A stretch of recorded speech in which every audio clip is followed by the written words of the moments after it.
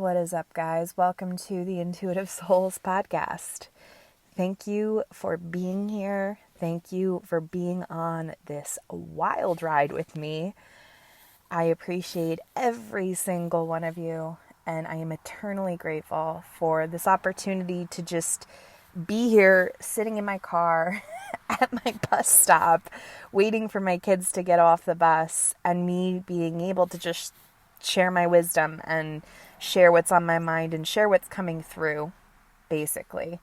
If this podcast is helping you, if it's giving you aha moments, if it's making you maybe shift your perception a little or your perspective a little bit, if it's empowering you, if it's helping you trust your own intuition, I would be eternally and forever grateful if you can head on over to iTunes and write a review. Those reviews allow me to get this podcast to the ears that need to hear it. And now, more than ever, I think that these little nuggets of wisdom or whatever's coming through me, through the divine, is needed at this time in history. Before you go ahead and click submit, make sure you send a photo or a screenshot to me at hello@ericarusso.co, and I'm going to send you a thank you gift for taking that time out of your busy life to support this podcast. So with that being said, while I was grabbing my keys, I had that feeling. If you are a channel, if you are a psychic medium, if you are just sensitive, if you are just open to the universe, you know the feeling that I'm talking about. That feeling where it almost feels like your head is kind of opening up and your monkey mind is quieting and you're like, oh, I think something wants to come through. And I'm just allowing it to come through. And the topic of guilt was coming through. And this is very prevalent in my own life at this current time. For those who don't know, my oldest son is 10 years old, and he is almost a blue belt in jiu-jitsu, and he's been doing it for about 4 years now, and he's very good at it, and he's very passionate about the sport, as well as my husband. And last Friday, he unfortunately broke his clavicle bone. His collarbone. I'm sorry, brain fart.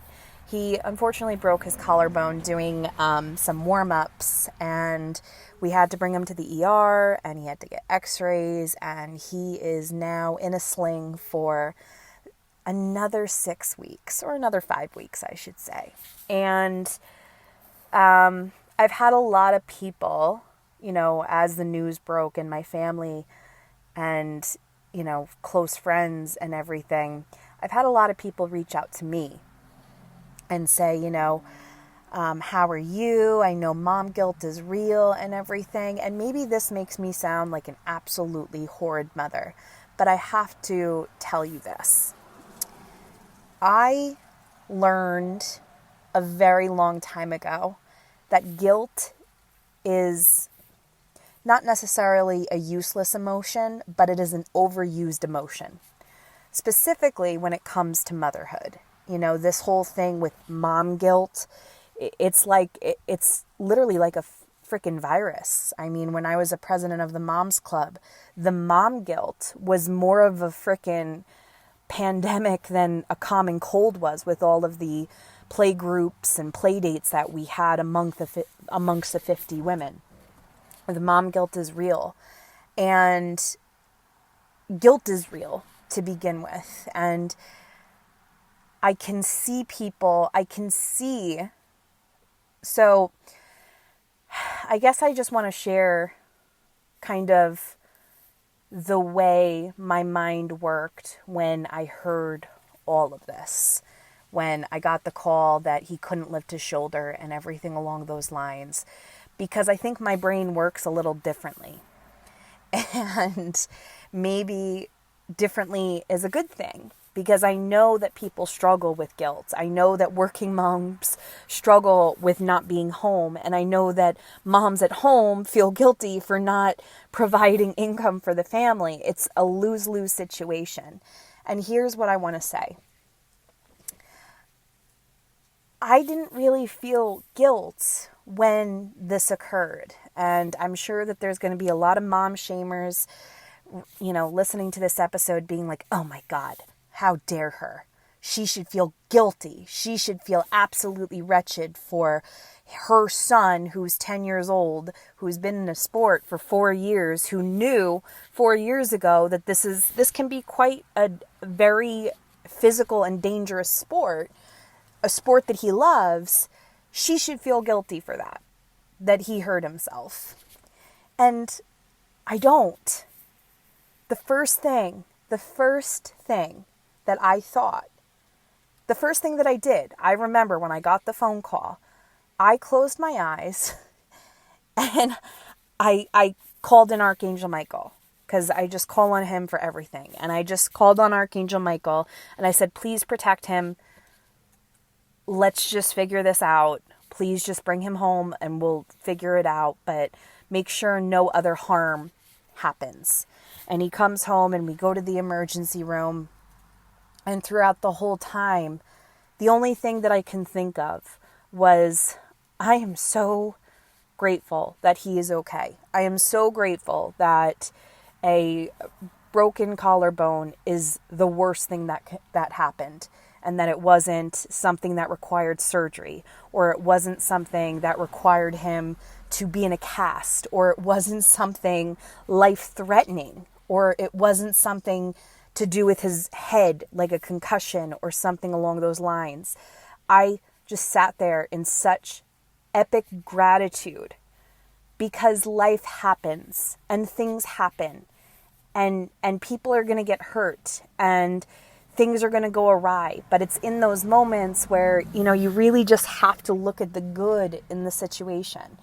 And I didn't believe that me sitting there and feeling guilt for allowing my son to be active in a sport that he absolutely loves, I'm not going to allow myself to feel guilty about that. Guilt is a useless emotion. Guilt is going to lower your frequency. And really, at the end of the day, if we really think about it, any sort of guilt that we can feel, whether it's going to work or if it's staying at home or if it's whatever it is it fixing anything? Is it changing any circumstances? Is it making things better? Us feeling guilty isn't necessarily changing problems. It isn't changing circumstances. We're literally, when you're feeling guilty, it's like you're sitting in your own shit. If you have to, even with mom guilt, and I know that it's real because trust me, I have felt, I've been there. When it sucks, but there are circumstances, right? If you are in a circumstance where you have to work because you have a mortgage and you have bills, and then you feel guilty because you're not home to raise your children, how is that changing anything? You are providing, and this is something I used to have conversations with women in the Moms Club when it came to working, and then when it came to not working and being a stay-at-home mom. I think that when we decide whether we are going to be a working parent or a stay-at-home parent, that's a decision, that you choose with your spouse or with your partner or with yourself. And that's what you choose for that chapter of your life. Okay? That, if it's important for you to stay home with your child, great. You choose that. You cannot allow that guilt, or you have to just at least be aware of it, because guilt is going to creep in. Guilt is going to creep in. It just is, right? It's just like thoughts. Some thoughts will creep in, and then if we allow it to ruminate and we allow ourselves to sit in that thought, it's only going to make matters worse. It's not going to bring positivity or joy or anything along those lines. Because I can tell you, When I didn't have a business and when my children were younger and my husband was working 80 fucking hours a week and I really couldn't even have a job because his schedule was so crazy, it was our choice that until my second son got into kindergarten that I was going to be a stay-at-home parent. And trust me when I tell you, income, finances, they were fucking tight, man. It was rough. It was rough. I extreme couponed. I did all of the goddamn things. And there were times where I was like, why did I do, why? Like, why would we choose to struggle financially? You know, we live in a very, very expensive area of the United States. You know, like Rob Thomas lives 20 minutes away. Mike Myers lives 25 minutes away, if you know what I mean. Like, I think Ryan Reynolds and Blake Lively, we delivered our kids at the same hospital, if you know what I mean. It's a very affluent area, okay? And it's very expensive. So with that being said, yeah, you're going to struggle if you have one income and you live here. But we thought it was important for at least one of us to be there for our children, to be there to raise them, to be, 100% in their lives when they were that young. And when we were in it, oh my God, was it such a pain in the ass. It was horrible. Oh my God. And I'm talking finance wise, it was really, really rough. But now I can tell you, looking back, I wouldn't have changed a thing, because at the end of the day, we made it through. The bills were paid. There was food on the table. We made it through and everybody ended up being okay. And now we're in a better place. But even during that time, I knew that guilt wasn't going to change the situation.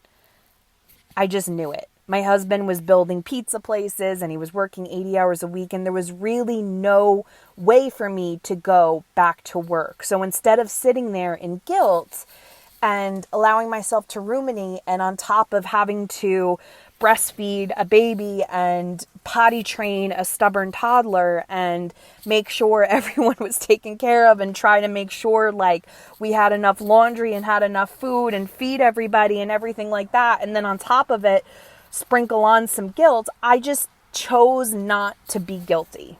I chose not to. I made the conscious choice to not feel guilty about my decision to be a stay-at-home parent.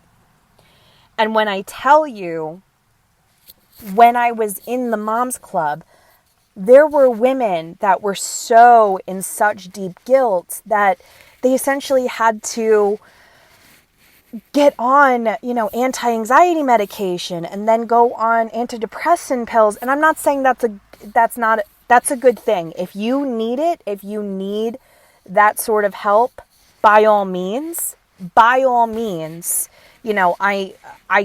completely understand that. But a lot of this, what I noticed was a lot of these women were just ruminating on the guilt that they felt, whether it was because they couldn't be there for their children or they couldn't provide for their family in a financial matter. And they allowed themselves to sit in this guilt every single day of every single minute of every single moment in time, which then led them into anxiety, which then led them into depression, states of depression. Because, again, thoughts are things, and our thoughts lie to us. Guilt is a useless emotion. It is a useless emotion. And it is, and I'm not saying just absolutely, I know guilt is a real thing. I know that guilt is part of the human experience, but there comes a point where you have to monitor the guilt that you are feeling about situations and circumstances, because it can grow and manifest into something far bigger. And where was I? Okay, so I got a lot of text messages saying oh, are you okay? I know moms, feel guilty. And I didn't feel guilty. we knew signing him up for Brazilian Jiu-Jitsu, there comes consequences. There comes, with any sport, there comes circumstance, there comes things with it that might happen. And he's been practicing it for 4 years. And this was the first incident that ever occurred where something happened where we had to go to the hospital. And instead of guilt, I chose gratitude. Instead of guilt, I chose gratitude. And I don't feel guilty for feeling gratitude. I think too that there is and it's funny because it's like, even the nurse and the teachers were like condoning me as the parent of being like, oh, I hope you're okay. And they even said, like, usually the parents take it worse than the kids. And I was just like, I don't feel guilty. He's okay. He's in good spirits. He was laughing. He was laughing in the emergency room, waiting room. Like it's what's that quote from Twilight? If it's like dying in the arms or the hands of someone you love seems like a pretty good place. That's a little morbid. I shouldn't have even went there, but you know what I mean? He went on the bus and he was so excited to show everybody his sling. And maybe it's because we just try to look at the good things in life and we don't want to ruminate. And I don't want my kids to ruminate into the negative. I want them to see how fortunate they are that, this is the worst thing that happened, right? He's young and he's healthy and it's going to heal quickly. And this is going to be such a long lost memory in a couple of years. And that's the way I think of it. Okay. Was I afraid when I got the call? Absolutely. I was afraid. Absolutely. I was like, oh my God, what the fuck? But I chose gratitude over guilt. And I think that when we find ourselves in those circumstances in life where we can feel guilty and we can ruminate and we can obsess and we can overthink and we can sit in our own shit, we have to be so aware of that. And instead of sitting there being like, I feel guilty that that this happened. I feel guilty. I feel guilty. I feel guilty. Is it changing the situation? It's not changing anything. It's not changing anything. It's just driving you crazy. That's what it's honestly doing. It's not changing the circumstance if your kid gets hurt. It's not changing the circumstance of, whether or not you have to be a working mother or a stay-at-home parent. It's not changing anything. The only thing that it's changing is your mental state. And it's not changing it in a positive way. So when you find yourselves in those moments of guilt, choose gratitude over guilt. Choose gratitude. Pivot. Change your perception on it. Because I promise you, your thoughts are what is creating your reality. Your thoughts are what is creating everything. It all starts with your thoughts. It all starts with your mind. And if we cannot be aware of our own mind, well then, I don't know. But I think this is a perfect time for me to stop this podcast because the bus just came and I see my children with his sling coming off of it. I hope everyone has a wonderful day and I'll see you around the internet. Bye, guys.